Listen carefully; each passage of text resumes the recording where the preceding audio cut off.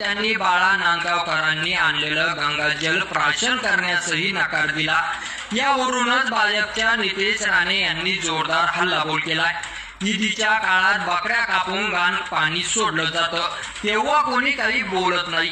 रमजान ईदीच्या नावाखाली मोहम्मद अली रोड यासारख्या भागात जाऊन बघा, रात्री सगळं खाऊन पिऊन घाण रस्त्यावर टाकतात तेव्हा त्यांना कोणी जवाब विचारत नाही। सगळे प्रश्न फक्त हिंदू समाजालाच विचारणार असा सवाल करत नितेश राणे चांगलेच आक्रमक झाल्याचं पाहायला मिळाले।